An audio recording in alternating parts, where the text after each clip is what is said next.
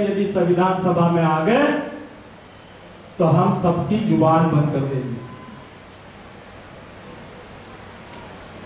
फिर 3 जुलाई 1946 को जोगिंद्रनाथ मंडल ने अपने आवास पर फिर से एक बैठक बुलाई और फिर से डॉक्टर बाबा साहब अम्बेडकर को किस प्रकार से यहां से जिताया जा सकता है, किस प्रकार से चुन कर दिया जा सकता है, इस पर उन्होंने बैठक बुलाई।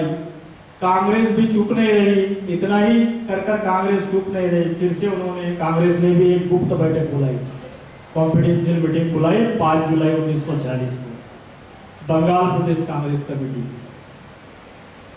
और वहां विचार किया गया कि डॉक्टर अंबेडकर ने जो कार्य किए उनकी दुहाई दी गई और कहा कि हर हालत में अंबेडकर को रोकना होगा यहां से चुनकर जाने के लिए। कांग्रेस ने बाबा साहब अंबेडकर के खिलाफ ऐसी व्यूहरचना रची, उनके विरोध में हरिचांद ठाकुर और गुरुचांद ठाकुर के वंशज PR ठाकुर को उतारा,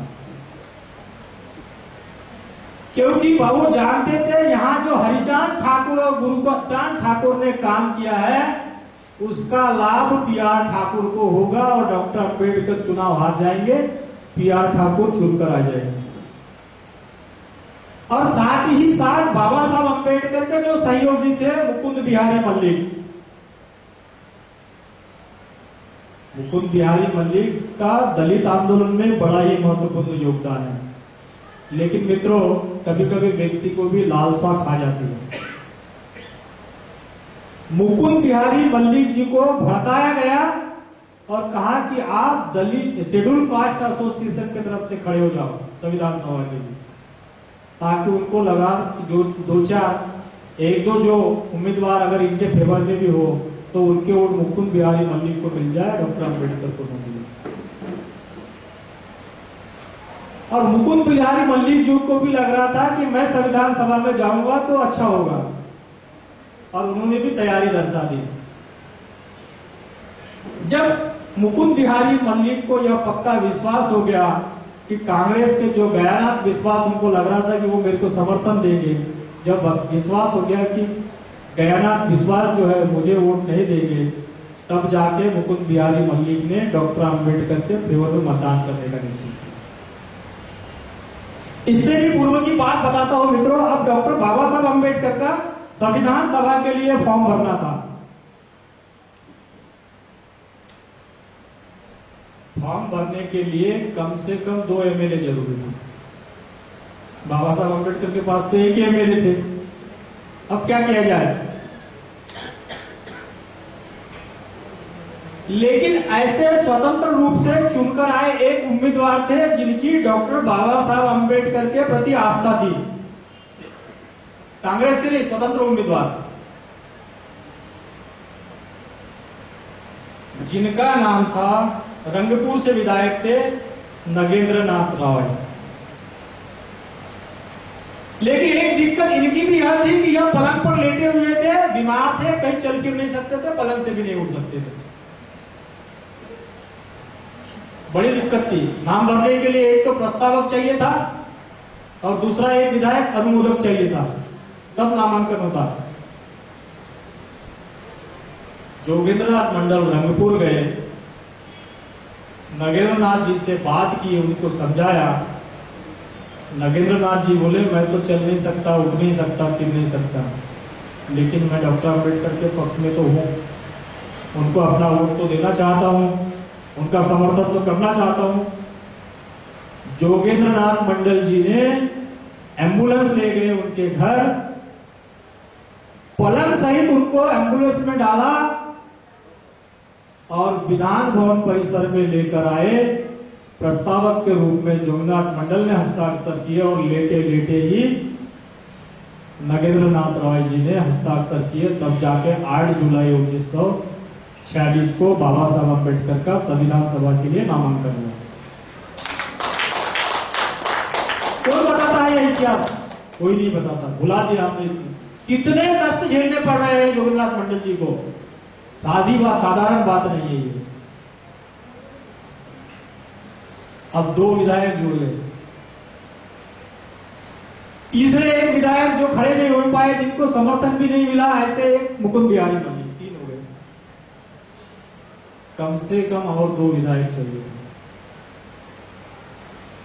2 ही की बात है, लेकिन कोई बात नहीं, हमारे पास तो 26 विधायक थे जो हमारे जाति के थे, हमारे समाज के थे, भले ही कांग्रेस के क्यों न हो, ये तो दलित रिजर्व सीट पर चुनकर आए थे। जोगेंद्रनाथ मंडल जी ने ऐसी व्यूह रचना रची, उनके घर के सामने मोर्चे लगाए, उनको समझाया, अरे आप जो आज विधायक बन बैठे हो, यह डॉक्टर अंबेडकर की ही देन है। पहले तो आपको कोई करीब भी खड़े नहीं करता था, आपको कोई पूछता भी नहीं था। आज जो आप विधायक बने हुए हो, डॉक्टर अंबेडकर यदि गोलमेज सम्मेलन में नहीं जाते और गांधी से जो समझौता नहीं होता, तो आप लोग विधायक भी चुनकर नहीं आ सकते थे। आपकी तो लायकी ही नहीं थी, हमारे समाज की कहां लायकी थी? लायकी होने के बाद तो अधिकार ही नहीं थे। वो अधिकार गोलमेज सम्मेलन में बाबा साहब अम्बेडकर ने लड़ झगड़ के हासिल किए थे। वो कांग्रेस के टिकट से ही सही चुनकर आए, लेकिन देन तो बाबा साहब अम्बेडकर की थी। उन्होंने उनको समझाया कि आप लोगों ने यदि डॉक्टर अंबेडकर को चुनकर नहीं दिया और डॉक्टर अंबेडकर संविधान सभा में नहीं गए, वहां कोई दूसरा व्यक्ति चला गया, तो हो सकता है आज जो अधिकार मिले हुए हैं वे अधिकार भी चले जाएंगे। आपकी विधायकी नहीं रहने वाली। आप भले ही किसी भी पार्टी से आ जाए, आपके जो अधिकार चले गए, कानून में बदलाव हो गया, तो अभी जो विधायक है वो भी नहीं रहेंगे। आगे के अधिकार मिलने की तो बात दूर की है। कुछ विधायक समझदार थे। समझदार क्या थे? जोगेंद्रनाथ मंडल जी ने और एक व्यूह रचना रची, आगे थोड़ा बताऊंगा, अभी सस्पेंस में रहने दो। ठीक है, 3 तो मिल गए विधायक, लेकिन कांग्रेस को लग रहा था कि हो सकता है जो दलित विधायक रिजर्व सीट से चुन के आए, कांग्रेसी है, उसमें से कुछ विधायक डॉक्टर अंबेडकर को अपना मत दे दे। कांग्रेस ने भी चाल चली और जो विधायक डॉक्टर अंबेडकर के समर्थन में जा सकते थे उनको भूमिगत करवा दिया, नजरबंद करवा दिया, उसको कैद करवा दिया। एक जगह से समाचार प्रकाशित हुआ, कांग्रेस वाले तो बाबा साहब अंबेडकर को वोट नहीं देंगे, हो सकता है कम्युनिस्ट पार्टी के विधायक डॉक्टर अंबेडकर को अपना वोट दे। बाबा साहब ने भी नहीं सोचा था ऐसा, कभी ना जोगेंद्रनाथ मंडल ने सोचा। यहां जब खबर चली तो झट से उस समय के विधायक ज्योति बसु, कम्युनिस्ट पार्टी के विधायक जो लंबे अवधि तक मुख्यमंत्री भी रहे, उन्होंने अपना एक स्टेटमेंट दिया 10 जुलाई 1946। यह रिकॉर्ड है सभी, मैं कोई फालतू की बातें नहीं बोल रहा हूं, सारे संदर्भ है। उन्होंने 10 जुलाई 1946 के अमृत बाजार पत्रिका में छपवा दिया कि हमने अपने सदस्य सोमनाथ लाहौटी को कम्युनिस्ट पार्टी की ओर से खड़ा किया है, डॉक्टर अंबेडकर को वोट देने का तो सवाल ही पैदा नहीं होता। स्पष्ट कर दिया उन्होंने। चुनाव की तारीख नजदीक आई, 17 जुलाई 1946 को चुनाव होने वाले थे। 3 विधायक तो मिल गए थे, इंतजाम कुछ नहीं हुआ था, लेकिन फिर भी हमने जो समझाया था, हमारे लोगों ने, जोगेंद्रनाथ मंडल जी के लोगों ने, साथियों ने, कि आपकी जो विधायकी है डॉक्टर अंबेडकर की देन है, अगर वो चुन के नहीं आए तो ये भी चले जाए। मन तो थोड़ा परिवर्तन जरूर हुआ था। दूसरी एक बात, पंजाब से वहां पर कुछ पंजाबी सिख बिजनेस के लिए गए थे, व्यवसाय के लिए गए थे, कोलकाता में व्यवसाय करते थे, लेकिन बाबा साहब अंबेडकर पर उनकी अगाध श्रद्धा थी। वे भी चाहते थे कि डॉक्टर अंबेडकर हर हालत में संविधान सभा में पहुंचे। इसीलिए उस समय जालंधर जिले के, पंजाब के जालंधर जिले के ढिंडवा गांव के बाबा बुद्ध सिंह नाम के एक व्यापारी कोलकाता में व्यापार करने गए थे। जिस दिन मतदान हो रहा था, 17 जुलाई 1946 को उन्होंने अपने लोगों को, ये तो अपने भलाई कांग्रेस के विधायक को, उन्होंने अपनी कृपान निकाली, तलवार निकाली। सरदार के पास तो तलवार होती है। अपनी तलवार निकाल के ललकारते हुए विधान भवन परिसर में कहा कि गद्दार विधायकों ने यदि डॉक्टर अंबेडकर के फेवर में मतदान नहीं किया तो मेरी जो कृपान है, मेरी जो तलवार है, गद्दारों के खून से सम जाएगी। वे कल का सूरज नहीं देख पाएंगे और मैं भी उनको मारकर खुदकुशी कर लूंगा। यह खबर उस समय के 18 जुलाई 1946 के दैनिक स्टेटमेंट में छपी हुई है, पढ़ लेना।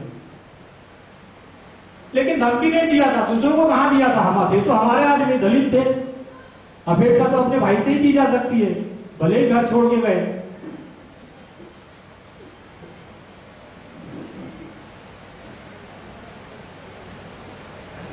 और 20 जुलाई 1946 को, 17 जुलाई को मतदान हुआ, 20 जुलाई 1946 को जब वोटों की गिनती हुई, बाबा साहब अम्बेडकर स्वतंत्र उम्मीदवार जो खड़े हुए थे उनमें सबसे अधिक वोट मिले। जोगेंद्र नाथ मंडल जी की मेहनत रंग लाई। बाबा साहब अम्बेडकर संविधान सभा के लिए चुनकर आए।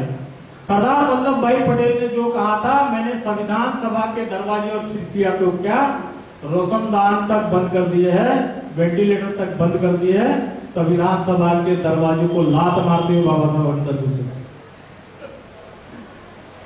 जोगेंद्र नाथ मंडल जी की यह कम सफलता नहीं है। जोगेंद्र नाथ मंडल जी यदि यह करने में असफल रहते तो मित्रों, आज देश का ना तो इतना विकास होता, ना समाज का विकास होता। उनके समाज पर बहुत बड़े उपकार हैं। जिन विधायकों ने वोट दिया था उनके नाम मैं आप लोगों को गिना देता हूं। जोगेंद्र नाथ मंडल जी यदि चाहते तो कांग्रेस के सुभाष चंद्र बोस और उस समय के उनके बड़े भाई शरद चंद्र बोस, इन्होंने जोगेंद्र नाथ मंडल की बड़ी सहायता की। उनके बड़े भाई संविधान सभा के लिए खड़े हुए थे।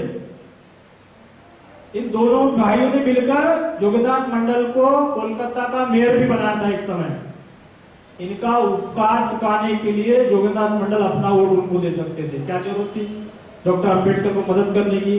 कहा महाराष्ट्र के व्यक्ति, लेकिन गद्दार नहीं थे जोगेंद्र नाथ मंडल। उन्होंने सच्चे व्यक्ति को चुनकर दिया। भाखड़ागंज दक्षिण से जोगेंद्र नाथ मंडल ने वोट दिया, जो विधायक थे। रंगपुर से नगेंद्र नाथ राय, जो स्वतंत्र उम्मीदवार थे। समय तो अधिक नहीं, थोड़ा आधे घंटे में, 15-20 मिनट में करूंगा।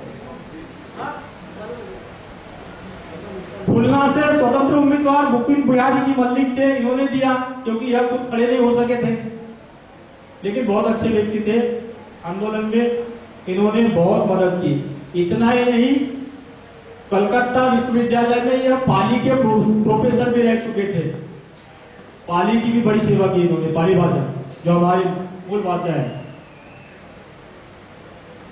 द्वारिकानाथ बरूरी, जो फरीदपुर से विधायक थे और कांग्रेसी विधायक थे,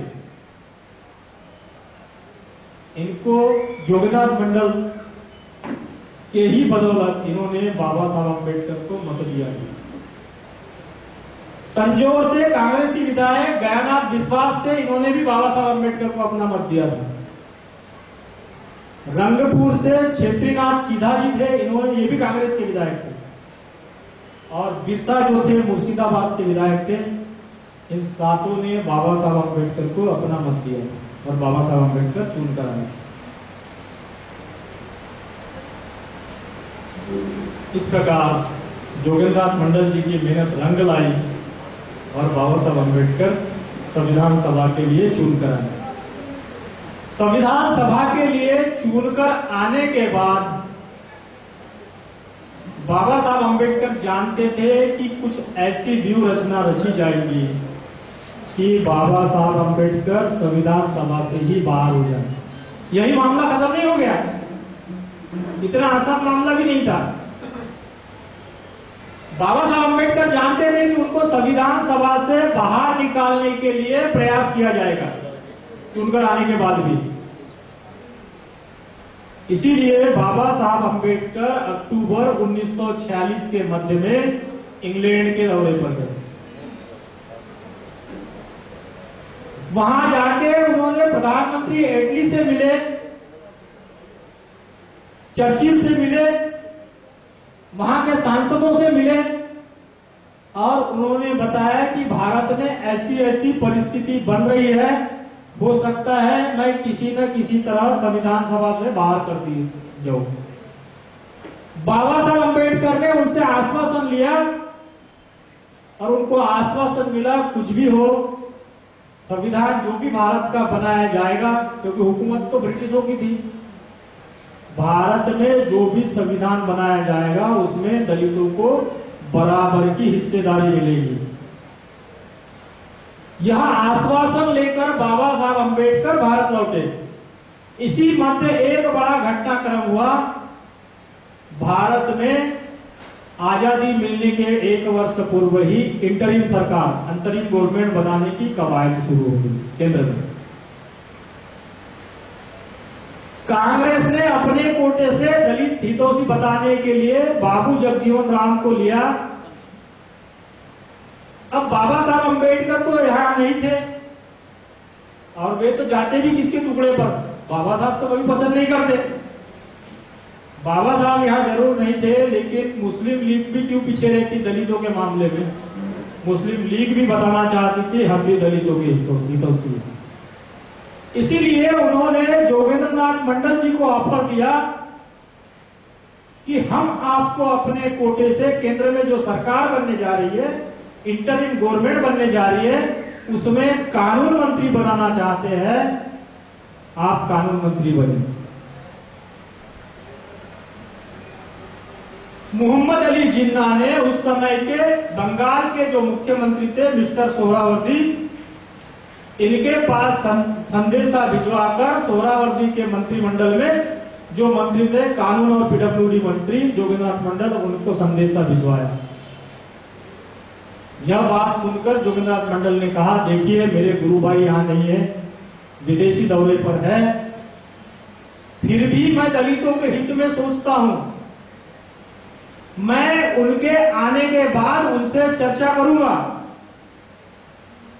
मैं मंत्री तो बनने को तैयार हूं, लेकिन मेरी कुछ शर्तें हैं।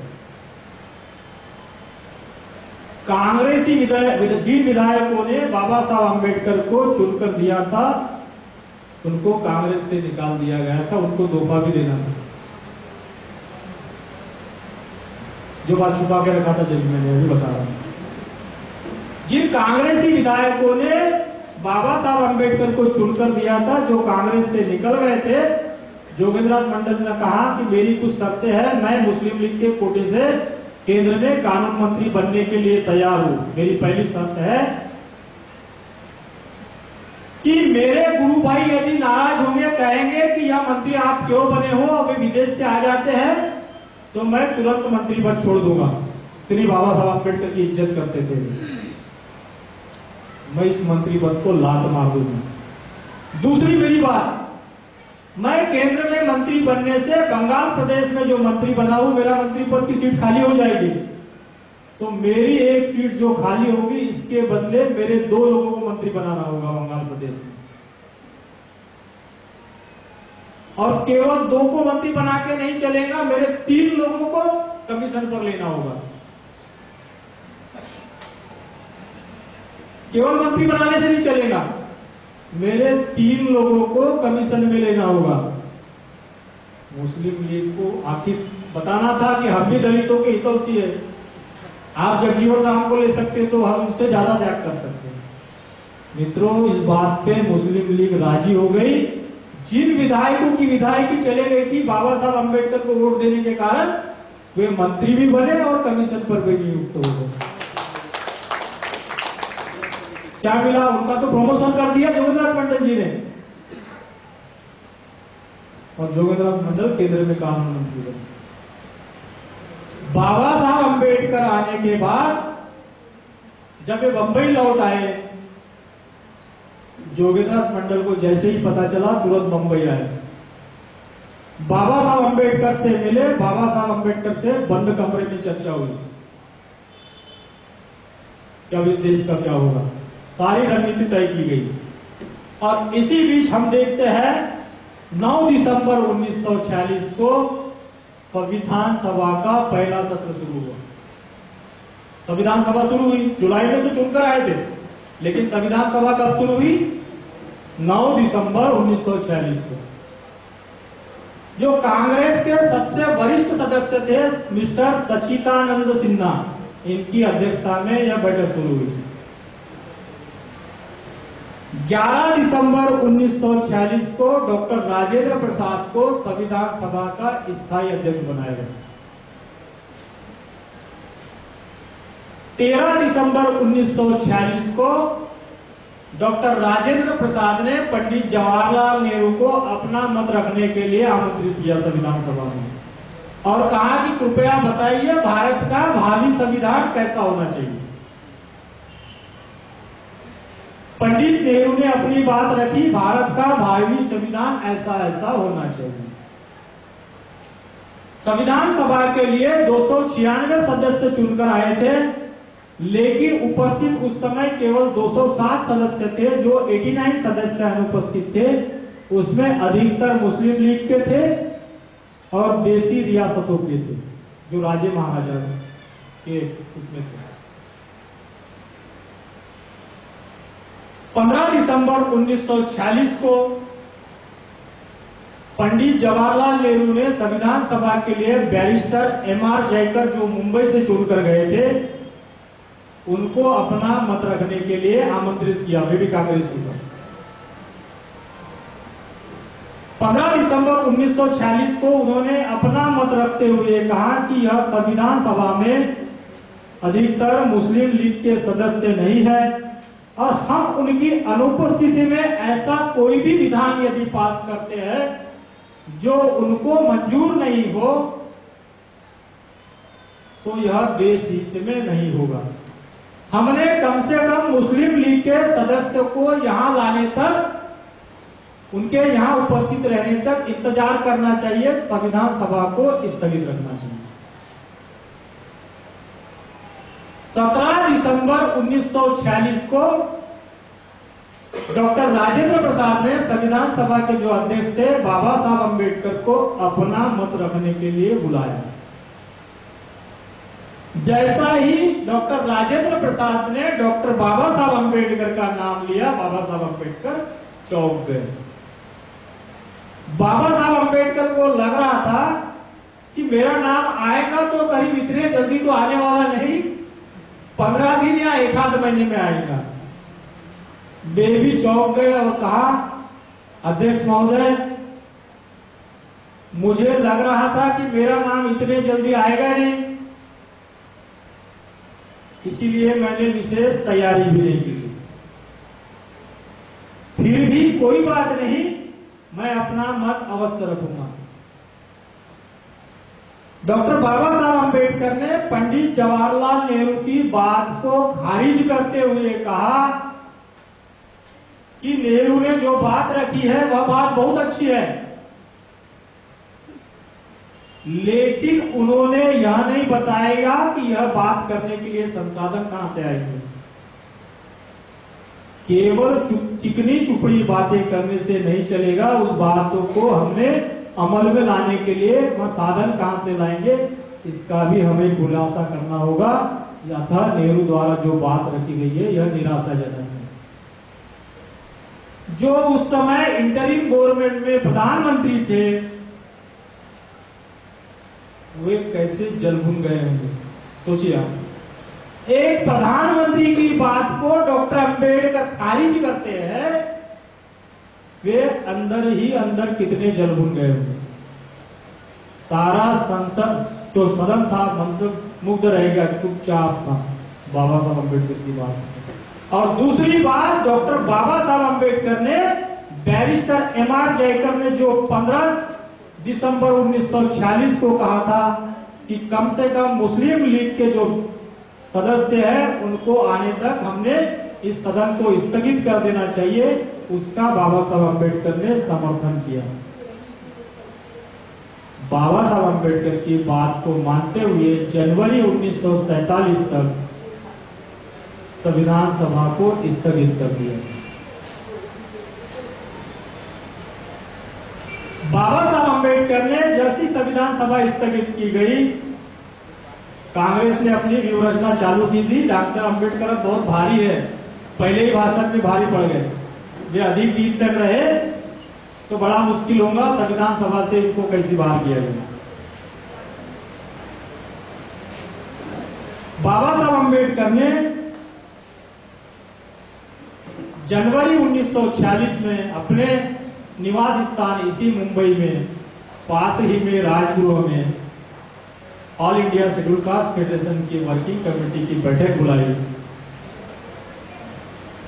इस बैठक में यह निर्णय लिया गया कि शेड्यूल कास्ट फेडरेशन की ओर से संविधान सभा को एक ऐसा निवेदन दिया जाए कि भारत का संविधान कैसे होना चाहिए, दलितों के हितों की सुरक्षा कैसे की जानी चाहिए, वह निवेदन देने का इस सभा में प्रस्ताव पारित किया गया। लेकिन बाबा साहब अम्बेडकर को ही यह अधिकार दिए गए कि आप ही निवेदन तैयार करो और आप ही संविधान सभा को सौंपो, क्योंकि बाबा साहब अम्बेडकर को लग रहा था यदि मैं संविधान सभा में नहीं रहा तो कम से कम हमारी क्या मांगे हैं तो वो तो रहना चाहिए संविधान सभा के पास।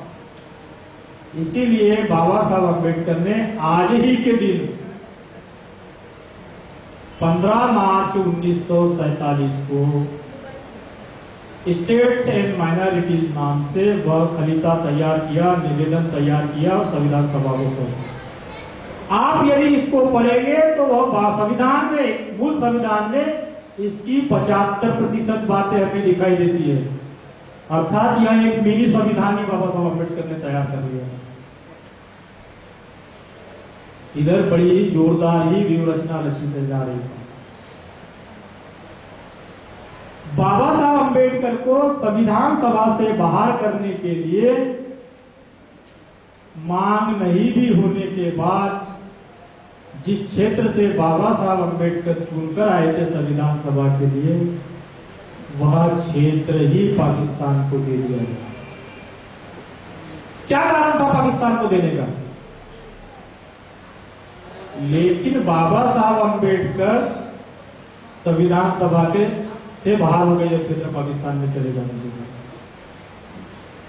लेकिन बाबा साहब अम्बेडकर ने भी कच्ची गोटी नहीं फेरी। वे तो नवंबर 1946 में ही इंग्लैंड में जाकर आ गए थे, तभी समझ गए थे। पक्का आश्वासन भी लेकर आ गए थे कि दलितों की सहमति के बिना, दलितों को शामिल किए बिना भारत का संविधान बनेगा ही नहीं।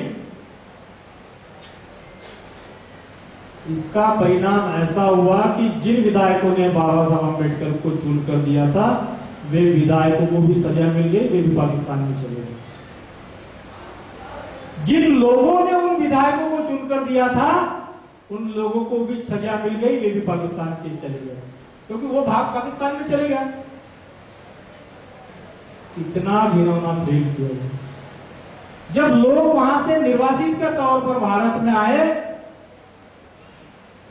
पश्चिम पाकिस्तान से जब लोग आए, उनको उल्लासनगर में बसाया गया, नागपुर में खामला में बसाया गया, जरीपटका में बसाया गया, बड़े बड़े शहरों में बसाया गया। उनके लिए सारी सुविधाएं दी गई, मकान बनाए गए, उनके व्यवसाय करने के लिए धन दिया गया। लेकिन हमारे वही भाई पूर्व पाकिस्तान से जब भारत में आए, उनको ओडिशा के कालाहांडी में बसाया गया, जो आज कंदमूल खाकर जीते हैं। उनको सुंदरबन के जंगलों में बसाया गया, उनको अंडमान निकोबार में बसाया गया,